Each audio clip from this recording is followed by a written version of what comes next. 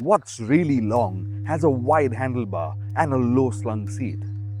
No, it's not a custom Harley-Davidson. It's this. This is the Enigma H1 Loader. It costs a little over a lakh, offers a claimed 120 kilometers of range, and it comes with a 2.4 kilowatt hour lithium ion battery. Cutting edge, as you'd expect. It also has a top speed of 25 kilometers per hour, but that's just on paper. In reality, it will do 50. Interestingly, it's this provision of a limited top speed that allows the H1 loader to not require registration. License? Nope. Helmet? Enigma believes the loader is a problem solver for small businesses primarily, and indeed, it does look the part. It has a payload of as much as you dare and disc brakes at either end, and because, as this decal suggests, it's made of heavy metal, it's pretty much indestructible. Or so it appears. In reality, the ride quality, at least when you're riding without a load, is jarring for no reason at all. That probably is down to the rear suspension far outnumbering the front.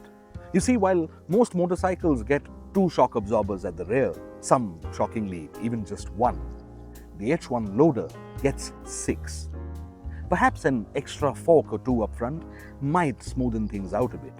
It is, however, rather easy to ride, and it's quite responsive too. Enigma even offers it with 3 ride levels or gears, and in the city, it can be entertaining.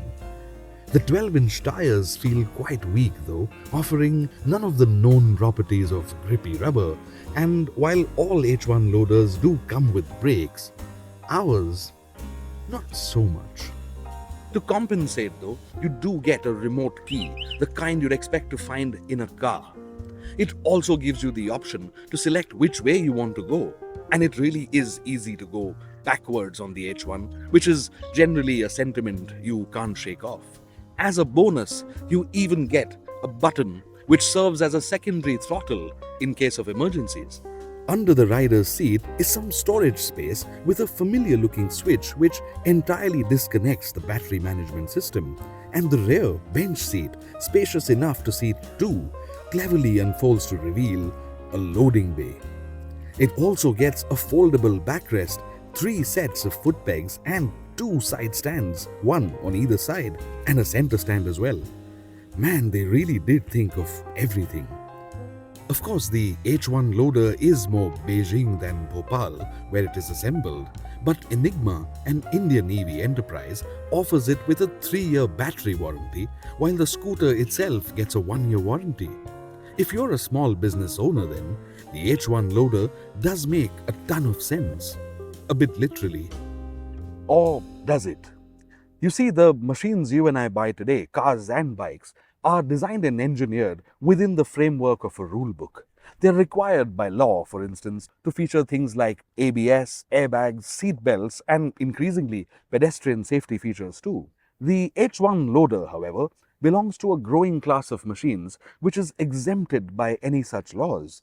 It's an unregulated class, and you and I aren't given a choice about sharing road space with them, roads which you and I are heavily taxed to use. There is, therefore, a fundamental flaw in this premise, and it isn't Enigma's fault. I get that the loader is genuinely attempting to solve a problem that a lot of the established manufacturers aren't, and it isn't necessarily exploiting the rule book either. The problem is that rule book simply doesn't exist.